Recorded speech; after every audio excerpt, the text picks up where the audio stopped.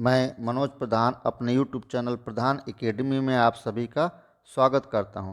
मैं आज आप लोगों के लिए भारत का संविधान विषय से संबंधित कुछ महत्वपूर्ण प्रश्न लेकर के आया हूं, जो आप सभी के आगामी एग्जाम के दृष्टि से बहुत ही महत्वपूर्ण है।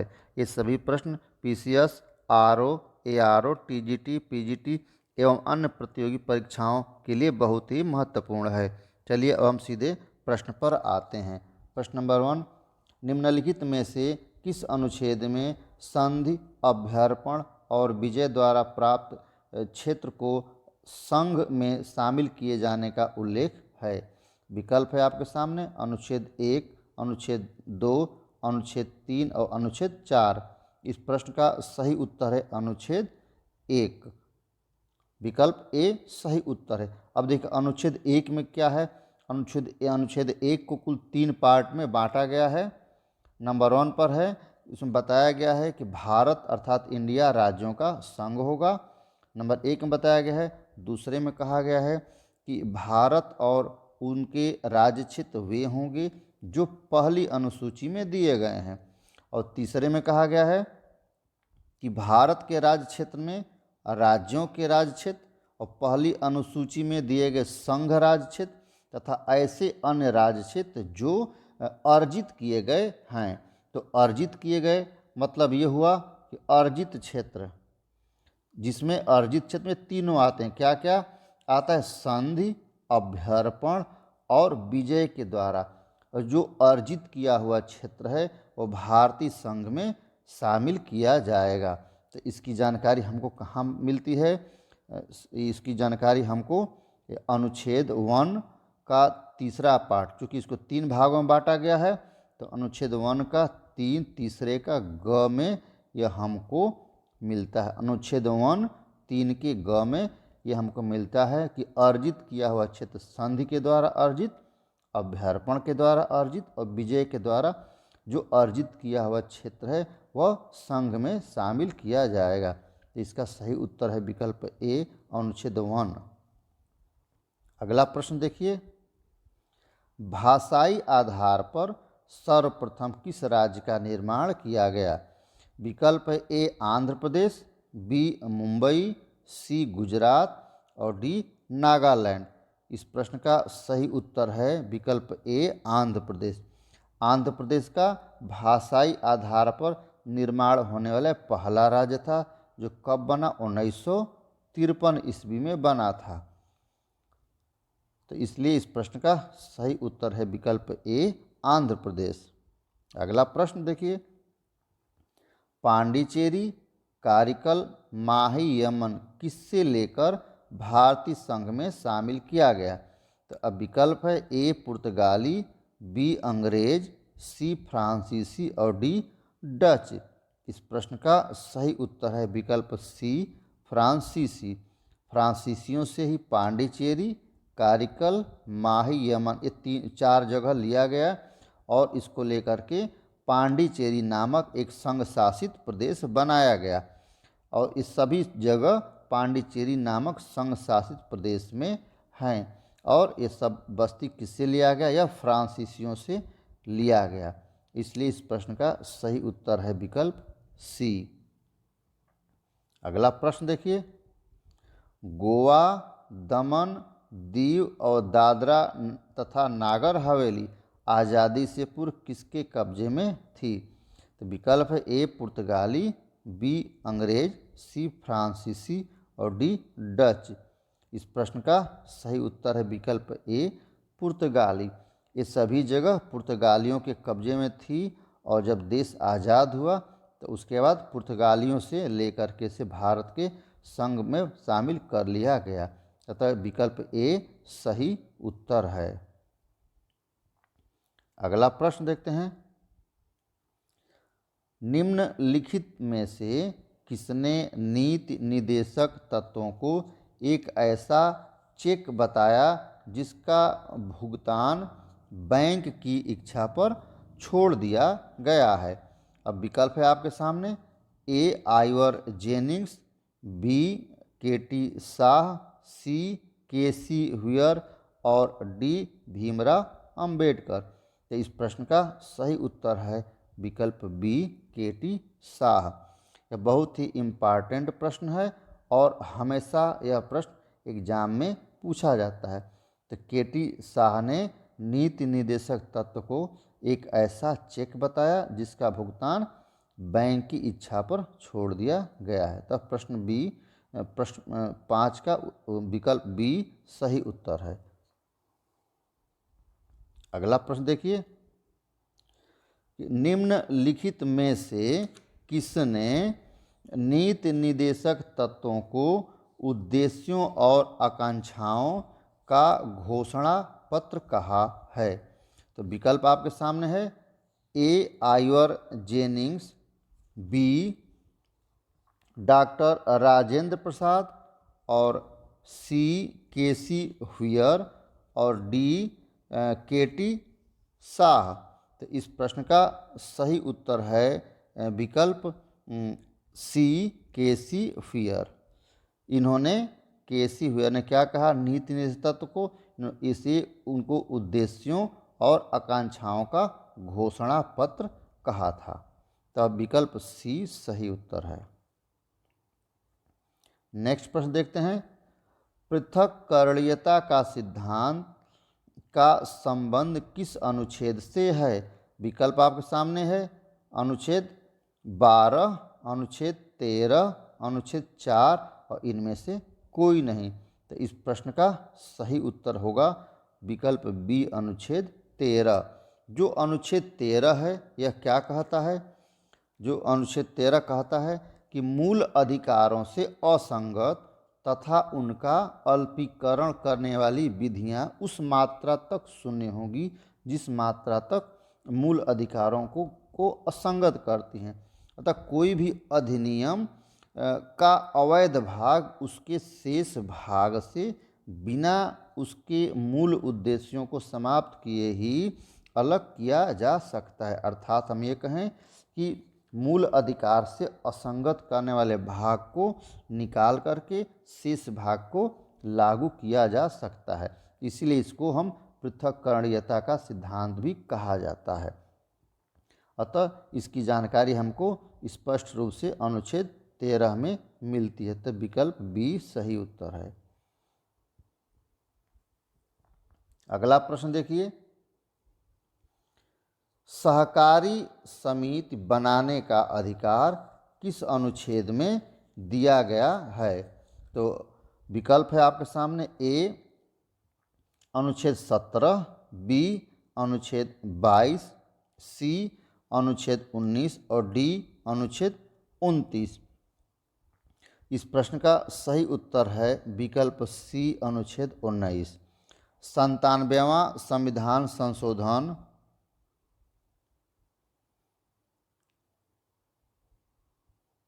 2011 में इसको जोड़ा गया था। 97वां संविधान संशोधन 2011 में मूल अधिकार के अनुच्छेद 19 के ग में, अनुच्छेद 19 ग में इसको जोड़ा गया कि सहकारी समिति बनाने का भी अधिकार लोगों को दिया गया। तो प्रश्न का सही उत्तर है विकल्प सी, अनुच्छेद 19। किस संशोधन द्वारा? 97वां संविधान संशोधन 2011 में इसको जोड़ा गया था। अगला प्रश्न देखिए, मनरेगा का संबंध संविधान के किस अनुच्छेद से है? मनरेगा ये का संबंध किस अनुच्छेद से? तो विकल्प आप देखिए। अनुच्छेद 42, अनुच्छेद 43, अनुच्छेद 43 क और इनमें से कोई नहीं। तो इस प्रश्न का सही उत्तर क्या होगा? इस प्रश्न का सही उत्तर होगा विकल्प बी, अनुच्छेद 43। अनुच्छेद 43 में जो है मनरेगा की जानकारी हमको मिलती। इसमें क्या कहा गया है? इसमें कहा गया है कि कर्मकारों के निर्वाह मजदूरी की बात कही गई है। तो मनरेगा जो है अनुच्छेद 43 के अंतर्गत आएगा, क्योंकि इसमें कर्मकारों के निर्वाह मजदूरी की बात आई है। और मनरेगा में जो है सरकार 100 दिन की रोजगार की गारंटी देती है और 100 दिनों का लोगों को रोजगार का पैसा भी मिलता है, इसीलिए इसे अनुच्छेद 43 में शामिल माना जाता है। और जहाँ तक अनुच्छेद 43 क की बात है तो ये क्या है, इसके बारे में कहा गया उद्योगों के प्रबंध में कर्मकारों का भाग लेना, यह अनुच्छेद 43 क में है। और अनुच्छेद 42 में क्या है, काम की न्यायसंगत और मानवेचित दशाओं तथा प्रसूति सहायता का उपबंध अनुच्छेद 42 में, यानी कि जो महिलाएं हैं जिनको कि प्रसूति सहायता की जरूरत पड़ती है उनको अनुच्छेद 42 में दी गई है। लेकिन इस प्रश्न में क्या कहा गया है कि मनरेगा इसका संबंध किससे है, तो वह संबंध है अनुच्छेद 43 में, जहाँ पर कर्मकारों की निर्वाह मजदूरी की बात कही गई है। अतः विकल्प बी सही उत्तर है। अगला प्रश्न देखिए, प्रथम स्पीकर जिनके विरुद्ध लोकसभा में अविश्वास प्रस्ताव लाया गया था, तो विकल्प है ए बलराम जाखड़, बी जीबी मालवंकर, सी हुकुम सिंह और डी के.एस. हेगड़े। तो इस प्रश्न का सही उत्तर है विकल्प B G B Malvankar. G B Malvankar Lok Sabha के ऐसे पहले अध्यक्ष थे जिनके विरुद्ध अविश्वास प्रस्ताव लाया गया था, तब विकल्प बी सही उत्तर है।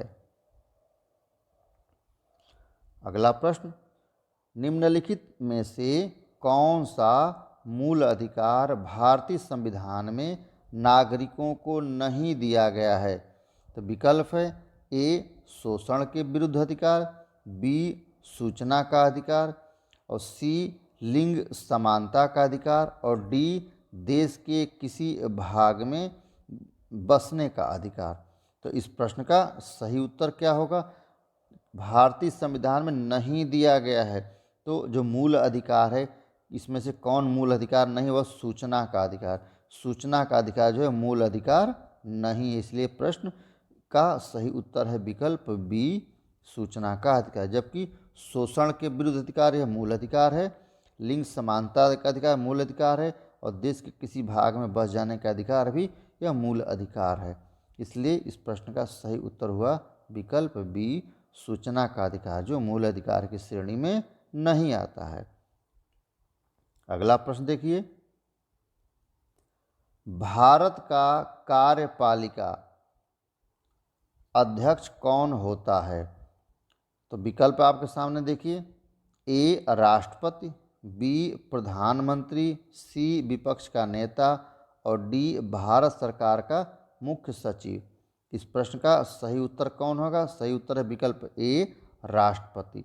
अनुच्छेद 53 में क्या कहा गया है, अनुच्छेद 53 में कहा गया है कि संघ की कार्यपालिका शक्ति राष्ट्रपति में निहित होगी, अर्थात सभी शासकीय कार्य भारत में केंद्र सरकार के माध्यम से जितने भी शासकीय कार्य होते हैं वह राष्ट्रपति के नाम से ही होते हैं।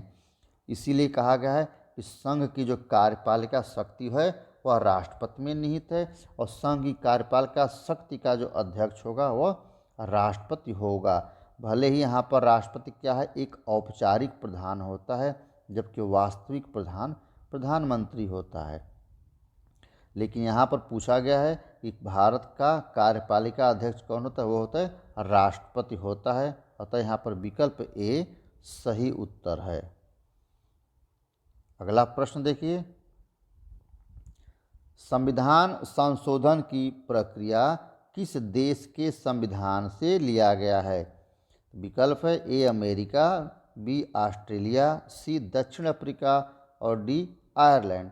तो हमारे भारतीय संविधान में जो संविधान संशोधन की जो प्रक्रिया है वह दक्षिण अफ्रीका के संविधान से लिया गया है, तब विकल्प सी सही उत्तर है। चलिए अगला प्रश्न देखते हैं, किसने कहा था कि भारत एक अर्धसंघीय राज्य है, विकल्प है ए अंबेडकर, बी के.सी. व्हीयर, सी आइवर जेनिंग्स और डी मॉरिस जोन्स। इस प्रश्न का सही उत्तर है विकल्प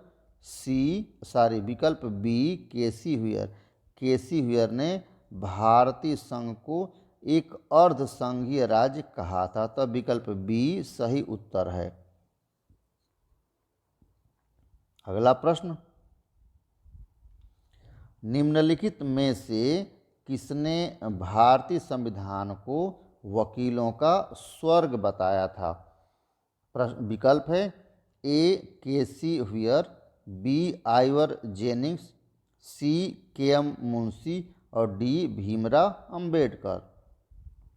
इस प्रश्न का सही उत्तर है विकल्प बी आइवर जेनिंग्स। इन्होंने भारतीय संविधान को वकीलों का स्वर्ग बताया था, अतः विकल्प बी सही उत्तर है। अगला प्रश्न देखते हैं, राष्ट्रपति के शपथ का प्रारूप मिलता है? विकल्प है ए तीसरी अनुसूची में, बी चौथी अनुसूची में, सी अनुच्छेद 60 में और डी अनुच्छेद 69 में। तो इस प्रश्न का सही उत्तर है विकल्प सी अनुच्छेद 60 में। अनुच्छेद 60 में जो है राष्ट्रपति के शपथ का प्रारूप दिया गया है, अतः विकल्प सी यहाँ पर सही उत्तर है। आगे बढ़ने से पहले आप लोगों से एक रिक्वेस्ट है कि अगर यह वीडियो अच्छी लगे तो आप इसको लाइक करना और सब्सक्राइब करना न भूलें, और इसको अपने दोस्तों और मित्रों को भी शेयर करें, जिससे अधिक से अधिक लोगों को इसका लाभ मिल सके और हमको नए वीडियो इस तरह के प्रश्न देकर बनाने में जो है प्रेरणा भी मिल सके। चलिए अब हम अगले प्रश्न पर आते हैं। उपराष्ट्रपति के शपथ का प्रारूप किस अनुच्छेद में दिया गया है? तो विकल्प है ए अनुच्छेद 66, बी अनुच्छेद 68, सी अनुच्छेद 69 और डी अनुच्छेद 65। इस प्रश्न का सही उत्तर है विकल्प सी अनुच्छेद 69। अनुच्छेद 69 में उपराष्ट्रपति के शपथ का प्रारूप दिया गया है। अगला प्रश्न देखते हैं, भारत का प्रधानमंत्री नियुक्त किया जाता है जनता के द्वारा? विकल्प ए जनता के द्वारा, विकल्प बी राष्ट्रपति के द्वारा, विकल्प सी चुनाव आयोग द्वारा और विकल्प डी उपराष्ट्रपति द्वारा। इस प्रश्न का सही उत्तर है कि भारत का प्रधानमंत्री जो नियुक्त होता है वह राष्ट्रपति के द्वारा नियुक्त होता है। राष्ट्रपति ही प्रधानमंत्री को नियुक्त करता है और बाद में प्रधानमंत्री की सलाह पर वह अन्य मंत्रियों को नियुक्त करता है, अतः विकल्प बी सही उत्तर है। अगला प्रश्न देखिए, भारत में अन्य मंत्रियों की नियुक्ति राष्ट्रपति किसकी सलाह पर करता है? विकल्प है ए प्रधानमंत्री, बी राज्यपाल, सी उपराष्ट्रपति और डी निर्वाचन आयोग।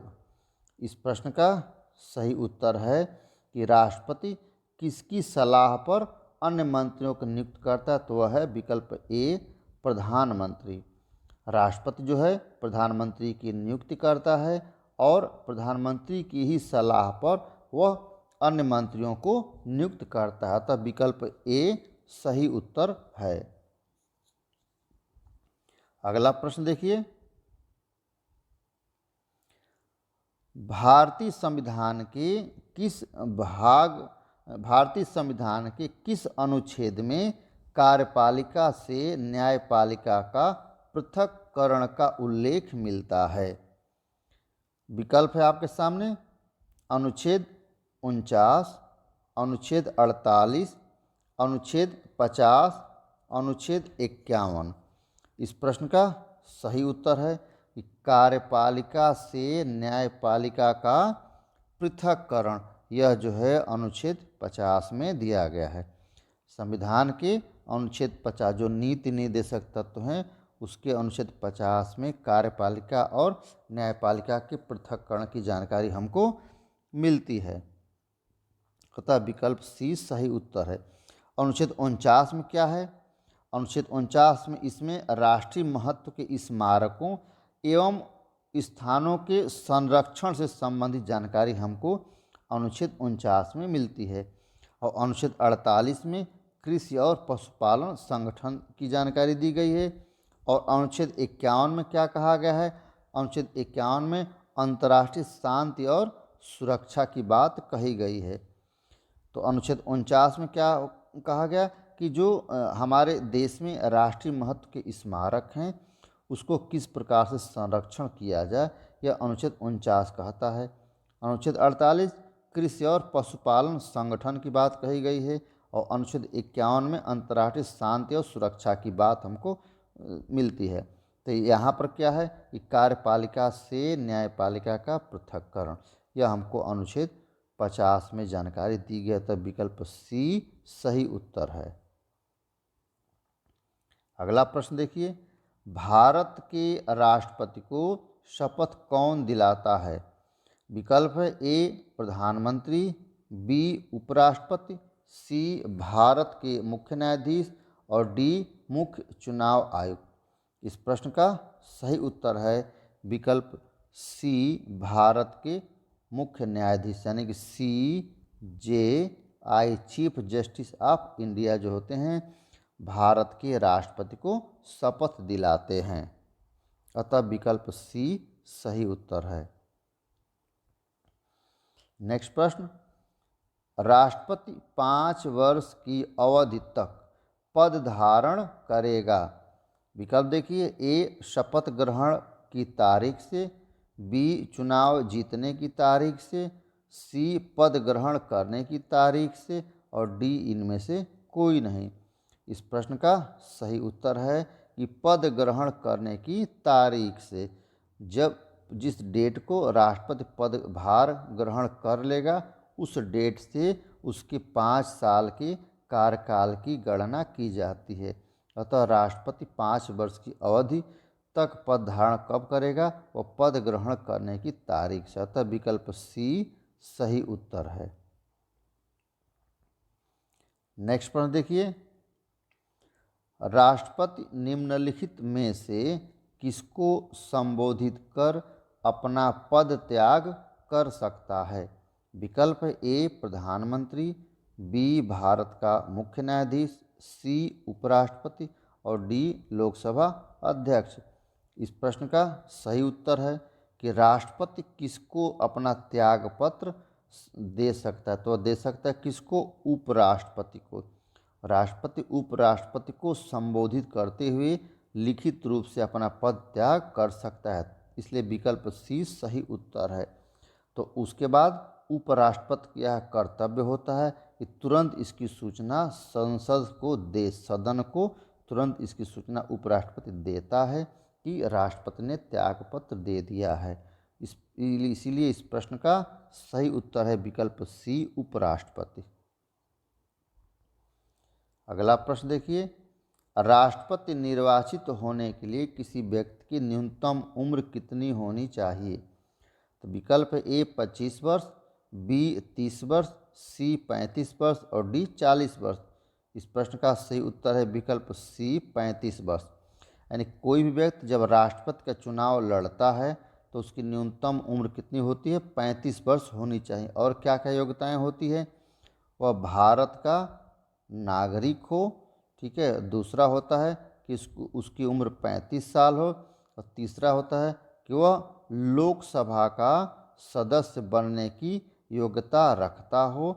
और चौथा होता है कि वह किसी भी केंद्र सरकार या राज्य सरकार के अधीन किसी लाभ के पद पर न हो। ऐसे व्यक्ति राष्ट्रपति का चुनाव लड़ सकते हैं। लेकिन यहाँ पर पूछा गया है कि उसकी न्यूनतम उम्र कितनी होनी चाहिए? तो न्यूनतम उम्र 35 वर्ष होनी चाहिए। तो विकल्प सी सही उत्तर है। अगला प्रश्न, राष्ट्रपति पर महाभियोग चलाने के लिए निम्नलिखित में से कौन सा सदन आरोप लगा सकता है? तो विकल्प है ए लोकसभा, बी राज्यसभा, सी राज्य विधानसभा और डी ए और बी दोनों। इस प्रश्न का सही उत्तर है विकल्प डी ए और बी दोनों, यानी लोकसभा और राज्यसभा दोनों में से कोई भी सदन राष्ट्रपति पर महाभियोग चलाने का आरोप लगा सकता है। इसलिए विकल्प डी सही उत्तर है। अगला प्रश्न देखिए, संसद के दोनों सदनों का सत्रावसान कौन कर सकता है? विकल्प ए लोकसभा अध्यक्ष, बी राज्यसभा का सभापति, सी प्रधानमंत्री और डी राष्ट्रपति। इस प्रश्न का सही उत्तर है विकल्प डी राष्ट्रपति। राष्ट्रपति ही संसद का सत्र बुलाता है और वही संसद का सत्रावसान भी करता है, अतः विकल्प डी सही उत्तर है। अगला प्रश्न देखिए, भारतीय संविधान में न्यायिक पुनर्वलोकन किस देश के संविधान से लिया गया है? विकल्प A America, B Canada, C Australia और डी इंग्लैंड। तो न्यायिक पुनरावलोकन जो है हमारे संविधान में अमेरिका के संविधान से लिया गया है, तो विकल्प ए सही उत्तर है। अगला प्रश्न, विधि के प्रश्न पर सर्वोच्च न्यायालय से परामर्श लेने का अधिकार किसको है? विकल्प है ए प्रधानमंत्री को, बी राष्ट्रपति को, सी किसी भी उच्च न्यायालय को और डी उपर्युक्त सभी को। तो इस प्रश्न का सही उत्तर है विकल्प बी राष्ट्रपति को। विधि के प्रश्न पर सर्वोच्च न्यायालय से वह परामर्श लेने का अधिकार राष्ट्रपति को होता है। अगला प्रश्न देखिए, भारत के राष्ट्रपति के रिक्त पद को भर दिया जाना चाहिए। विकल्प ए 90 दिनों में, बी 6 माह में, सी 1 वर्ष में और डी संसद द्वारा निर्धारित अवधि में। इस प्रश्न का सही उत्तर है विकल्प बी 6 माह में। जब भी राष्ट्रपति का पद रिक्त होता है तो हर हाल में उसको 6 माह में भर दिया जाता है, चुनाव करा लिया जाता है, तो विकल्प बी सही उत्तर। अगला प्रश्न देखिए, भारत के नियंत्रक एवं महालेखा परीक्षक की नियुक्ति की जाती है? ए वित्त मंत्री द्वारा, बी प्रधानमंत्री द्वारा, सी राष्ट्रपति द्वारा और डी लोकसभा अध्यक्ष द्वारा। इस प्रश्न का सही उत्तर है विकल्प सी राष्ट्रपति द्वारा। राष्ट्रपति जो होता है सभी संवैधानिक प्रमुख के पदों को नियुक्त करता है और इसीलिए यहाँ पर नियंत्रक और महालेखा परीक्षक की नियुक्ति भी राष्ट्रपति के द्वारा की जाती है, तब विकल्प सी सही उत्तर है। अगला प्रश्न देखिए, भारत सरकार को कानूनी विषयों पर कौन सलाह देता है? विकल्प ए विधि आयोग का अध्यक्ष, बी सुप्रीम कोर्ट के मुख्य न्यायाधीश, सी अटॉर्नी जनरल ऑफ इंडिया और डी इनमें से कोई नहीं। तो इस प्रश्न का सही उत्तर है भारत का महान्यायवादी यानी attorney general of India. Attorney general of India जो है भारत सरकार को कानूनी विषयों पर सलाह देता है और अटॉर्नी जनरल ऑफ इंडिया की नियुक्ति कौन करता है? इसकी नियुक्ति भी राष्ट्रपति ही करता है। तो यहाँ पर पूछा गया है कि कानूनी विषयों पर भारत सरकार को सलाह कौन देता है? Attorney general of India. विकल्प सी सही उत्तर है। इस प्रश्न को पूरा पढ़िए, वीडियो को पूरा देखिए और अगर यह वीडियो आपको अच्छी लगे तो इसको लाइक ज़रूर कीजिए, इसको सब्सक्राइब भी करिए और अपने दोस्तों मित्रों को इसे शेयर भी करिए, जिससे कि अधिक से अधिक लोगों के लिए यह प्रश्न उपयोगी हो सके। यह वीडियो देखने के लिए आप लोगों को बहुत बहुत धन्यवाद।